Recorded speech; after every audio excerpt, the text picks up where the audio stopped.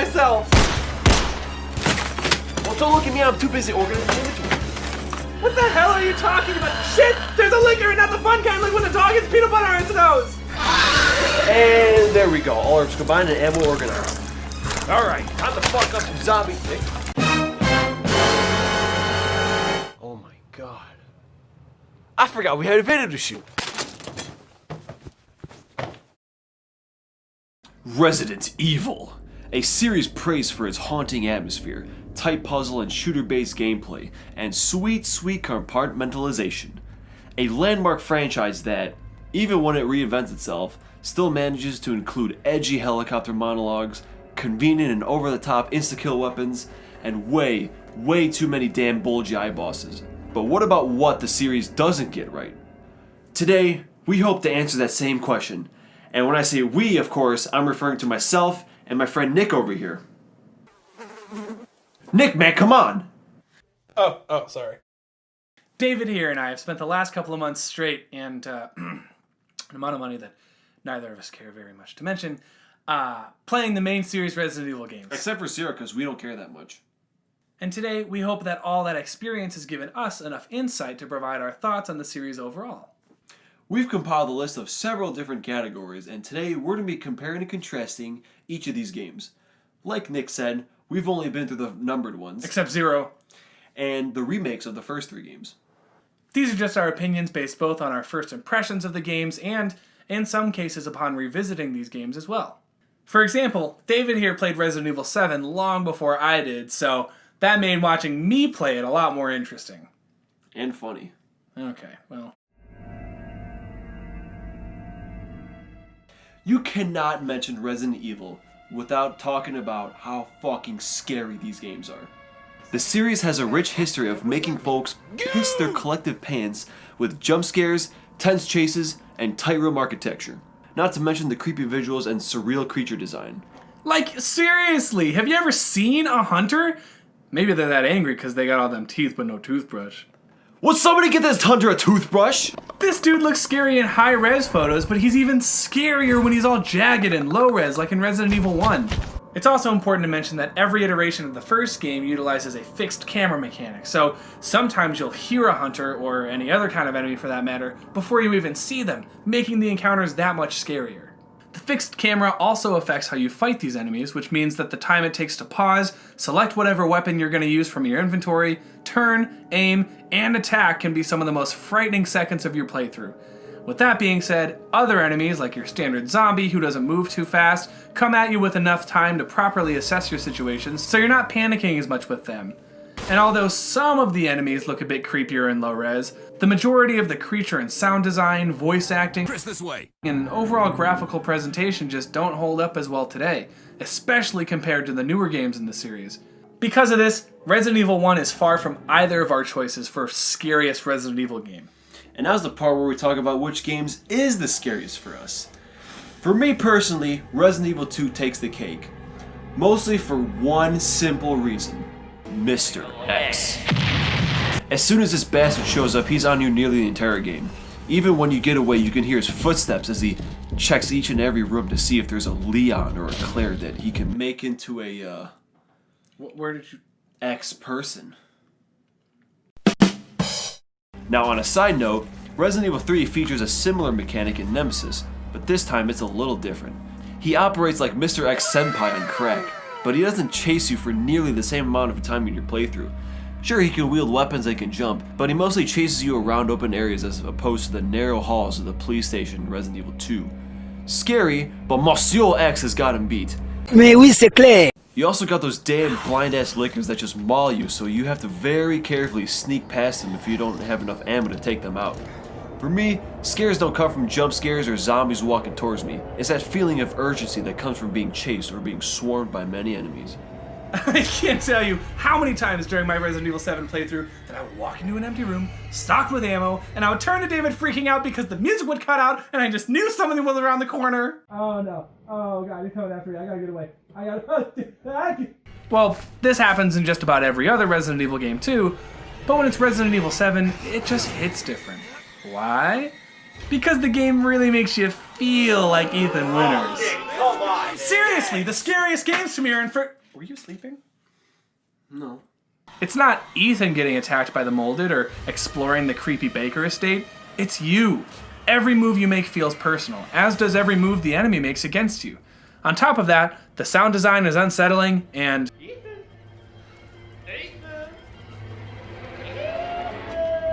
gets me every time. I just know that once that bastard finds me, he's gonna make me grateful that I hadn't invested in a PlayStation VR headset. And of course, the game that does horror the absolute worst in the whole second trilogy, hell, the entire series, is Resident Evil 6. Resident Evil 4 and 5, while incorporating some cool horror elements and enemies, weren't nearly as scary as Resident Evil 2 or 7. They added more open areas and ways to kill enemies, with Resident Evil 5 even adding a co-op mode, which inherently makes surviving seem less like a daunting task. However, we believe that Resident Evil 6 just drops the ball completely. Where do you keep finding these? I don't know. Not only does it incorporate the least amount of traditional horror elements that made household names of the earlier games in the franchise, but the elements it does add are uninspired and boring to play. Although Resident Evil 4 paved the way for future third-person shooters, Resident Evil 6 seems more willing to simply copy and paste innovative mechanics from other games in that very same genre its predecessor pioneered. While playing through Resident Evil 6, especially the Chris and Jake campaigns, it quickly becomes painfully clear that if you strip this game of its name and characters, it doesn't really resemble Resident Evil at all. Now let us make it clear. It's important for a game series to evolve over the course of its lifetime, adding and refining mechanics to ensure that the overall experience is more fulfilling with each new entry. But if you're looking for a proper series evolution, Resident Evil 7 is a much better example here. With Resident Evil 6, sure, we get familiar characters and story elements, but none of the signature Resident Evil staples the series is known for. Little in the way of survival horror or puzzle solving, and more in the way of open map gunfights and QuickTime events. So many QuickTime events. And sure, there's still some item organization, although it's pretty much watered down since you pretty much carry every weapon in the game, and then some, but it still feels like its own type of game. It certainly wouldn't be the game I would suggest someone to play if they wanted to get into the series. Although, to its credit, the Leon campaign at least tries to resemble a horror game.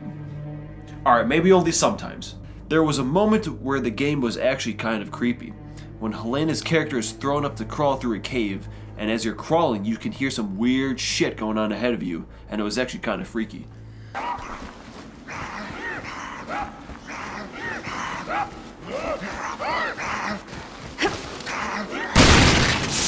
Not to mention that this is the only campaign out of the main three where you actually kill zombies. Where do you keep finding this stuff?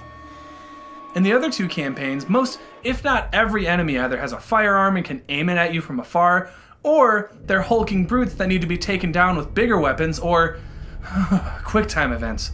This distinction makes dealing with the zombies feel not only familiar to the series, but in chapters like the university or the sewers, making sure every shot counts feels a lot more vital to your survival. And that's the key word here, survival. As a pioneer of the survival horror genre, these games should make you feel uneasy. Like every choice you make could be life or death. Like around any corner could be a new, horrifying enemy that you're not equipped enough to deal with yet. When you have access to assault rifles and all the ammo in the world, it becomes less about survival and more about showing off how many bullets you can spray across a horde of enemies. And speaking of enemies...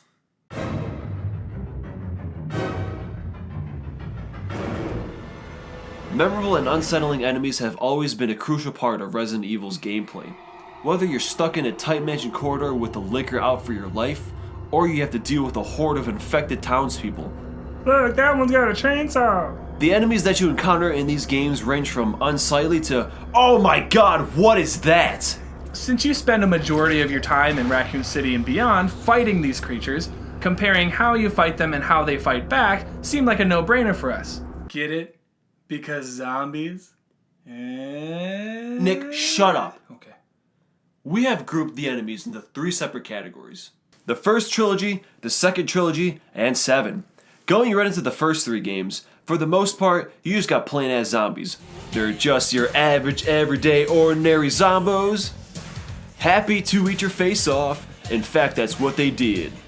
You can just shoot them and be done with them, until they get back up, and then again, and then one more time.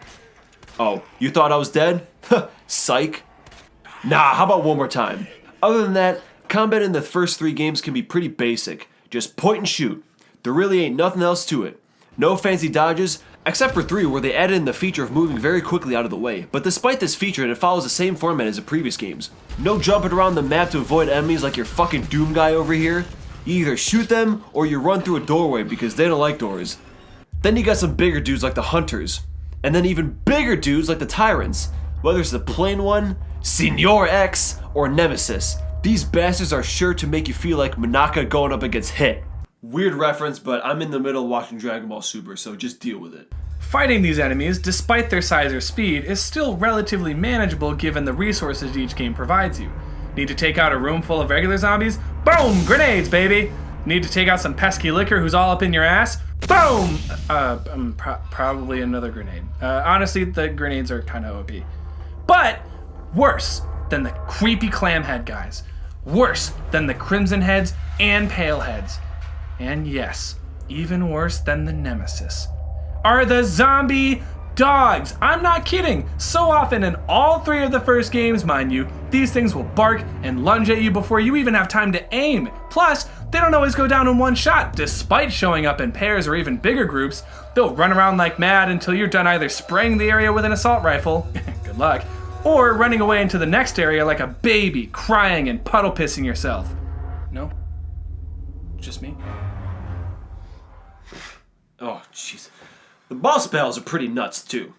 The first game has this Harry Potter and the Chamber of Secrets ass looking serpent boss looking ass, and the previously mentioned Tyrant. But only if you did well enough in the game to unlock him in the first place. Because if you suck at the game like this guy does, then you don't get to fight him at all. In Resident Evil 2, you have a couple of options. You either blow off Mr. X's hat and he gets uber pissed, or Daddy Sherry, William Birkin, which is just another giant dude.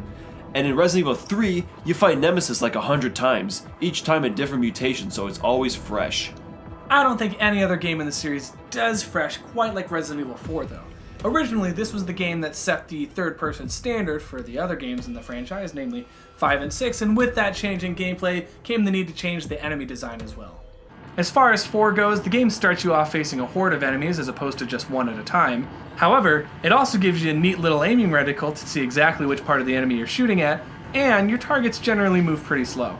This, along with the rail shooter-like mechanic of needing to stop in order to aim, heightens the game's survival sensibilities. Paired with these mechanics are new enemies, which are more prone to headshots, and fuck howdy, are they satisfying to pull off. Bang bang bang! Resident Evil 5 and Resident Evil 6 operate fairly similarly, adding new enemies and combat mechanics with each entry. Across all 3, you can melee attack the enemies, execute them while they're down, and there are plenty of new weapons to upgrade and play with. As awesome as it is to just explode their faces and watch them fly back, sometimes they like to sprout new limbs like Piccolo. Alright, no more Dragon Ball references, I promise. These mutations are common among enemies across all 3 games, and that just makes fighting enemies that much more interesting because you never know what they're going to turn into. Will they grow a weird tentacle head? Or in the case of Resident Evil 6, just turn into a fucking ostrich or grasshopper or whatever else these sick bastards decided to program into the game. Luckily, also in the case of Resident Evil 6, you get access to nifty new evasive abilities such as being able to sprint, dodge roll, and shoot from the ground. You can also enter a down but not out phase when you run out of health, so you can still defend yourself until you're able to get back up. And we can't talk about the new enemy and combat additions without mentioning how these games upped in terms of scale. Each big new enemy also comes with its own clever new mechanic, whether it's using infrared technology to find its 5 fucking hearts, or use big guns to knock its armor plates off, exposing the big ass disgusting wart on its back and blowing it to smithereens. But the clever mechanics don't stop there. Each boss is also equipped with its own gimmick. Either it's a satellite laser or a big fucking boulder or... Wait, no, not that boulder. Yeah, that boulder. The boss fights in these games are insane. Resident Evil 4 has this crazy one where you're in a burning building and you gotta fight this half spider, half weirdo dude. Resident Evil 5 has a boss every 2 minutes, and Resident Evil 6 has long, extended boss encounters where you keep fighting the same one in each separate campaign. Rather than fighting mutated tyrants like the previous 3 games, these have mutated versions of humans, whether that's Sadler from 4, Wesker from 5, or Simmons from 6. All 3 of these characters are present throughout each of their respective games, and that makes fighting them at the end that much more personal. Speaking of personal, the fights in Resident Evil 7 all take place in the first person. This makes each encounter that main character Ethan has with the new types of enemies, known as the Molded, and each new boss feel that much more like your own. While the fights in Resident Evil 4, 5, and 6 generally take place in large open areas with lots of room, developer Capcom decided to reduce the scope of Resident Evil 7 to create yet another tense gaming experience, reinventing the franchise and bringing it back to its survival horror roots. Ammo is scarce, enemies are relentless, and all the while you're navigating smaller spaces. With less room to move around in, the harrowing combat of Resident Evil 7 can make you feel quite helpless at times. The Molded don't have as much variety as enemies as the older games. There are still a couple of variations like the ones with stronger arms, the liquor variants, and the big boys. The main baddies in the game are the family, and boy do I love this group of characters. First you got Jack, which is hands down my favorite character in the entire series due to lines like, "Oh boy, now look what you've done, motherfucker." Marguerite, which is just this disgusting bug bitch and transforms into something nightmares are made from, and Lucas, the Jigsaw of the Resident Evil series. Although you don't actually get to fight him until the Not a Hero DLC where Chris Redfield makes his triumphant return. There aren't a lot of enemy types in this game, but I think that's what makes it so great. You get to really know these characters rather than just having a bunch of one-off fights. They also switch up the combat mechanics by letting you block enemy attacks, which is essential if you want to make it out of that house alive. This series is all about escaping and getting out, whether it's in a mansion, house, or a city, which leads us right into... Whether it's the eerie corridors at the Spencer Mansion and the Raccoon City Police Department, or the sprawling villages of Central Europe, exploring the worlds of the Resident Evil franchise and uncovering all of their secrets have kept fans of the series coming back for each new installment. Between solving puzzles, finding collectibles, and busting open crates and pots for some sweet, sweet booty like you frickin' Link from Hyrule or something, hey! Get your own franchise, pal! You'll spend plenty of time flexing that big, beautiful, delicious brain of yours. Ooh, must be why all those pesky zombies keep coming after you. These games make you check every room thoroughly to make sure you get everything, whether it's ammo, herbs, or various quest items like keys. Let me tell you, keys are the most important items ever, because most of the time, you're stuck in a house with more locked doors than bitch-ass Luigi's Mansion. In fact, that's exactly what this game is. It's a rated M Luigi's Mansion. It's like the most exciting thing ever finding a new key because many areas open up just waiting to be explored. And thank the Lord for whoever's idea it was in the remakes to color code the rooms to let you know if you've gotten everything in them. It really makes it easier to explore every single room to make sure you got everything. This, of course, excludes the first game since all you get is a blank map, no room names, no items, nothing to tell you if you've finished exploring any given area. There's also a decent bit of backtracking in these games given how short they originally were, because you gotta figure they had to pad them somehow. This is especially prevalent in the original Resident Evil. You have pretty limited inventory space, especially if you play as Chris, who goes through the entire game with a measly 6 inventory spots. And with only a very limited amount of item boxes, you'll end up walking back and forth so many times, you'll know this mansion better than the back of your strong and furious hand as it obliterates the faces of the damn developers who are responsible.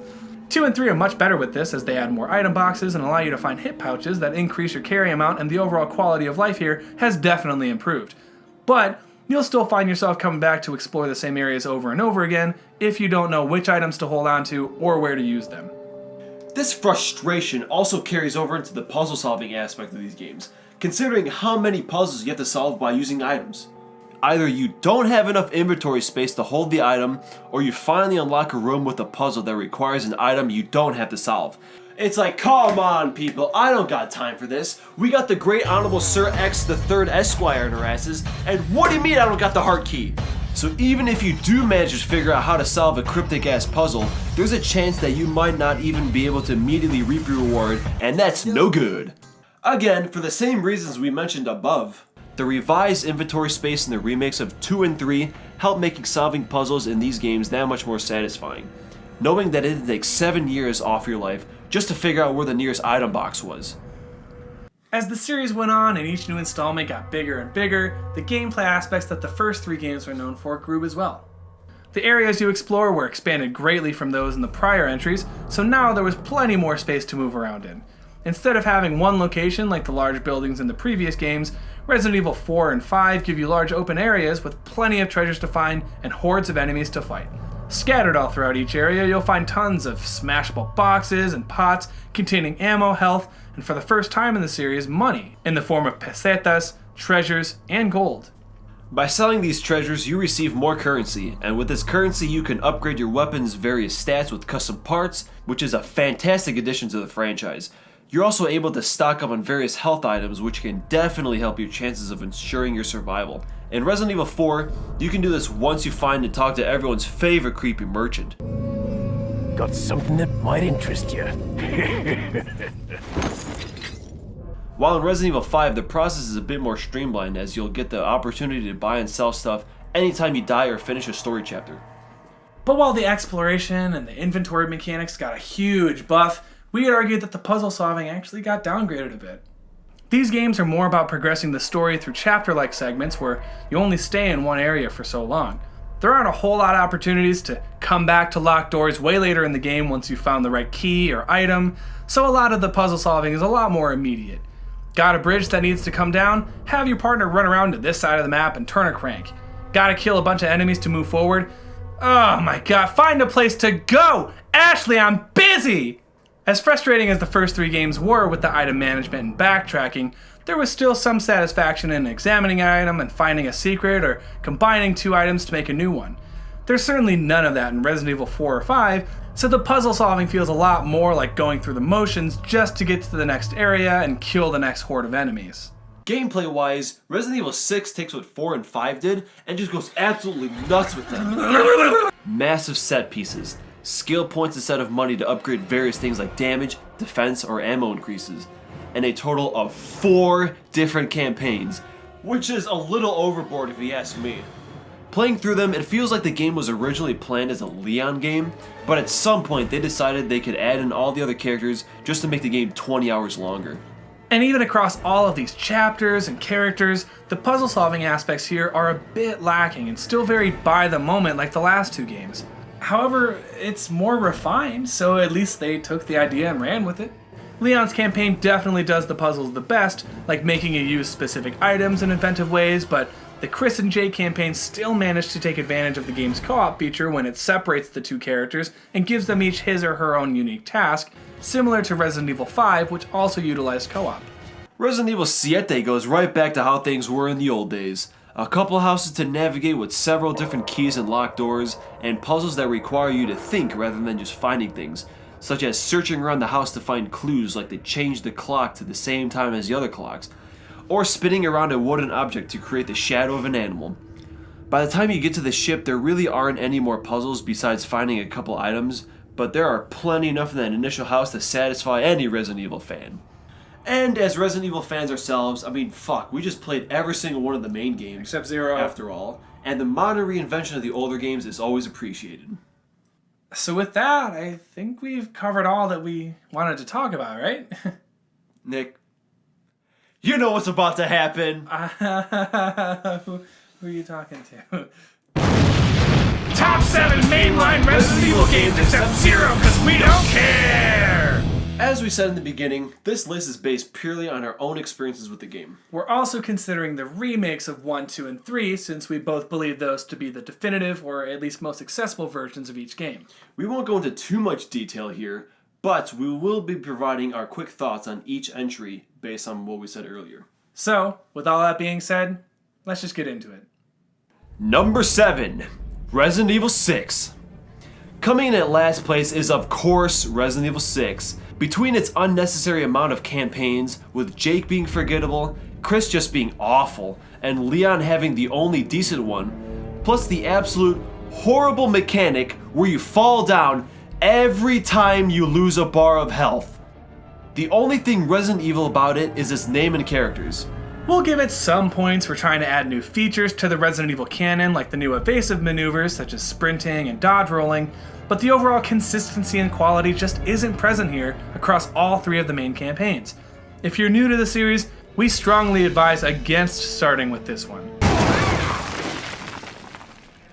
Number 6, Resident Evil. Now, try to understand. The only reason this game is this low on the list is because its age and engine.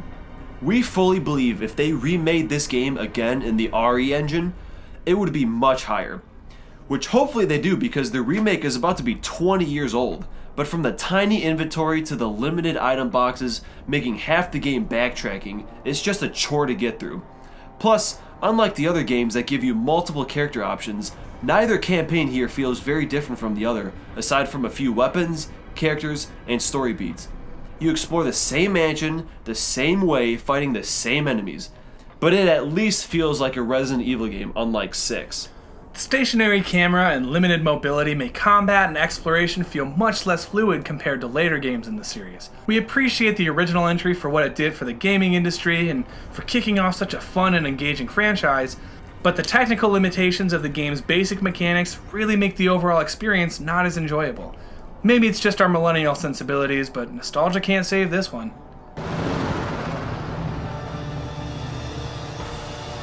Number 5, Resident Evil 5. Come on!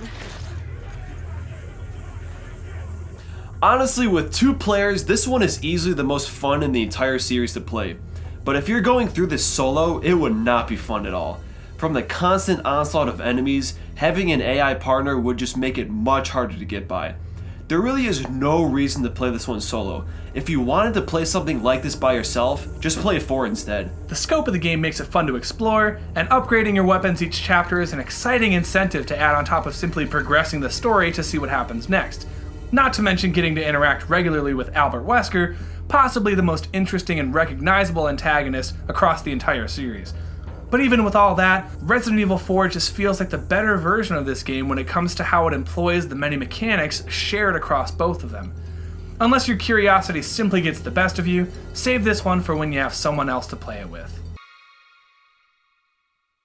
Number 4, Resident Evil 3. Just as the Resident Evil 2 remake expanded upon the original to bring old school Resident Evil into the modern day, Resident Evil 3 is an absolutely fantastic remake. We've heard that a lot of the original game was cut out, that's why it takes a mere 4 to 6 hours to finish the whole game. But as mentioned before, we haven't played the originals, so we don't really have an issue with that. The short time length can be a big issue though. Also, Nemesis was built up to be a way more imposing threat than Sire X, which was true for the very first encounter, but after that, he was pretty easy to get by. Aside from a couple of troublesome and annoying enemies like the aforementioned Nemesis or the parasitic spider things, the game is a breeze to get through. Not that it's super handholdy or anything, but it provides just the right resources at just the right times, which makes exploration and progression never feel cryptic or frustrating. That may add to the short playtime, seeing as there's little room for backtracking, but I see that as a positive. If you're looking for a well-crafted survival horror experience that you could pick up and put down in a day, this is easily the best choice when it comes to Resident Evil.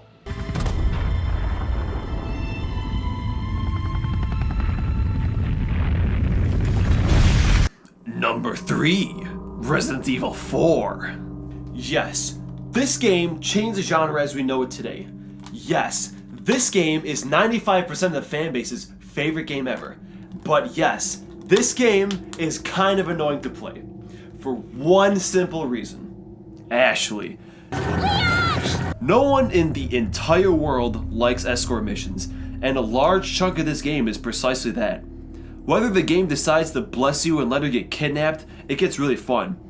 It also is the only game that has this case item management system, which is easily the best in the series. And of course, the Merchant. Thank you. For me personally, the tank controls also holds it back a little. As far as over-the-shoulder, Leon-centric Resident Evil goes, you could probably already tell which game we prefer over this one. But Resident Evil 4 still holds up pretty well today as the revolutionary gaming experience that the industry has considered it since its release. The boss battles are fun and challenging, and the emphasis on exploration here makes discovery feel that much more rewarding. Overall, Resident Evil 4 is definitely worth dusting off every once in a while, despite its age. Here's to hoping the inevitable remake does the original justice. Number 2, Resident Evil 7. This is the first horror game I ever played. The only reason I was remotely interested in this series is because of this game. It's definitely my favorite of the franchise, but I will admit it isn't the best in the series. From the creepy house to explore to its incredibly memorable cast of characters, this entry makes for an immersive experience that I will never forget playing. In fact, I like this game so damn much that I watched 4 other playthroughs of this game after I beat it, including this guy right here. So yes, I love this damn game. For me, while the combat in Resident Evil 7 leaves a little to be desired, it's still an excellent overall entry and one that I had a lot of fun getting to play. The fact that it all takes place in the first person made every action I took feel more personal, which in turn made every victory or discovery more satisfying for me. The puzzle solving is challenging but creative, the characters are memorable and nuanced, Fucking get up! Show yourself! and the visuals and sound design help to create an atmosphere that will haunt me for the rest of my life. I was so genuinely spooked for so much of this game, but after having to fight mutated Jack for the 100th time, and sinking so many bullets into the seemingly indestructible molded, the horror loses a bit of its spectacle for me as the game goes on. Still, the game is able to shake up the formula in new and exciting ways throughout, making for a gaming experience you won't want to miss out on. Number 1, Resident Evil 2. Despite me personally preferring 7, Resident Evil 2 is the full package when it comes to the Resident Evil games. You have the puzzle solving, you got the zombies, you have the big building to escape, you have the constant threat of Bond X the whole game. You have multiple campaigns that actually have some differences in the story and what happens, which adds to the replay value.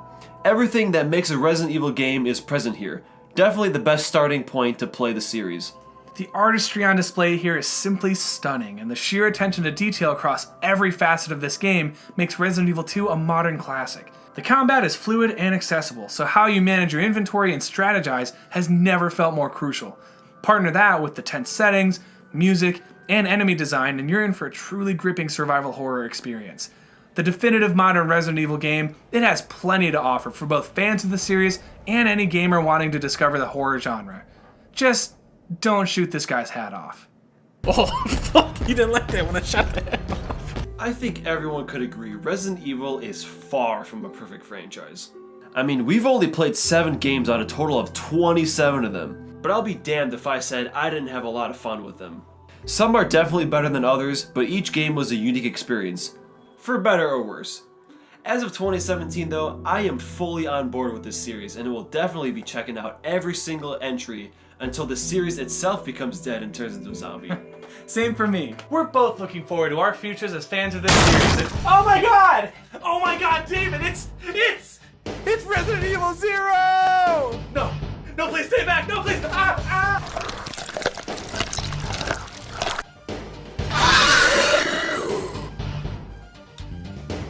I'm the hero here. And you're just the game I didn't care enough to play.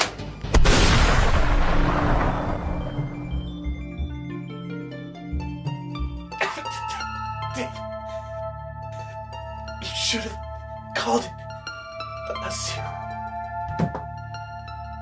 No chance.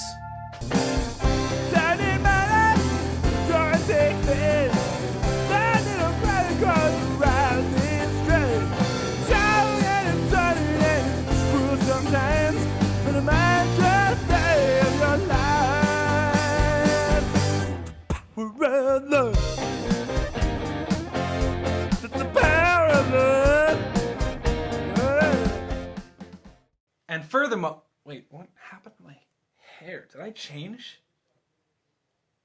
The world's changing. Anyway, so you made it to the end of the video. Congratulations. This is the after credit scene, Marvel style. So in the many months it took to make this video, We are now 45, and we have families of our own. yeah, Capcom decided to drop the Resident Evil 8 trailer. Yeah, during the PlayStation 5 reveal, or the PlayStation event that was streamed everywhere. As of editing the video, it's been out for a couple of days. So we're just gonna give our quick thoughts on it, seeing as, you know, well I mean, we don't want to have to remake this video once 8 comes out. Yeah, no. But 8 could be like the DLC that comes out afterwards. DLC review. Because goddamn right we're reviewing that shit. Yeah. We're doing the first 7, why not 8? Or Village.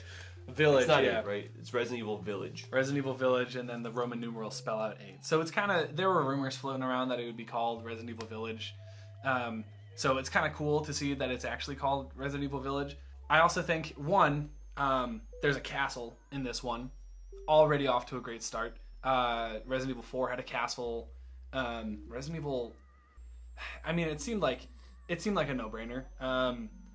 The Village. The Village. Because, you know, Resident Evil 4 is like immediate, like what I think of immediately. Yeah. Or like the opening scene where you're in that fucking village. Mm-hmm.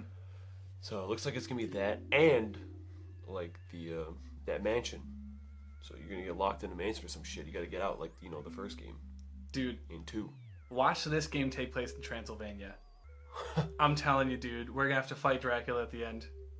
Dracula final boss confirmed. It also looks like there are gonna be werewolves and vampires, maybe, which is super cool. Like, imagine having to like carve like wooden stakes to kill like vampires, or use silver bullets to kill the werewolves. Combine some herbs to make garlic. Oh my god, dude, yeah. Throw it on the fucking vampire. Chris is back, because of course he's back.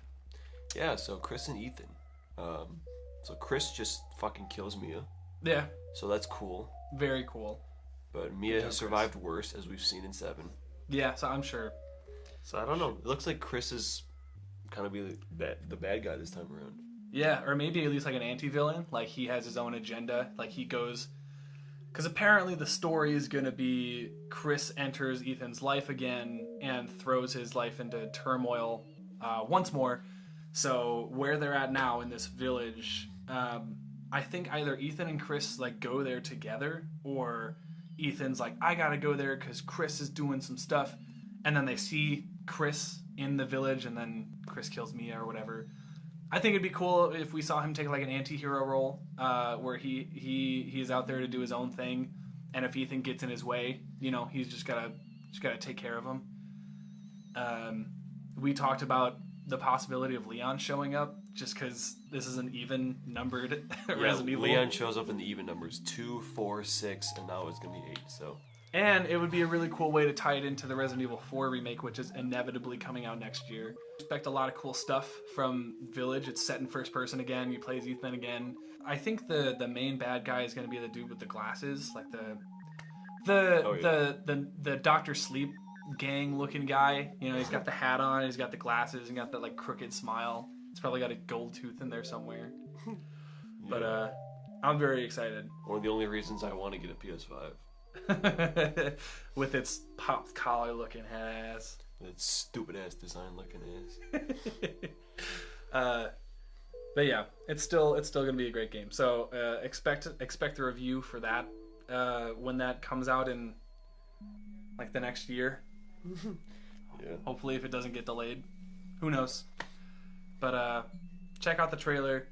Be on the lookout for our video coming out to a theater near you, coming soon. If they ever open again. If they ever open again, yeah. Oh my god. Alright, y'all, that's it. Thanks for tuning in to this fucking 40-minute video. Good Christ.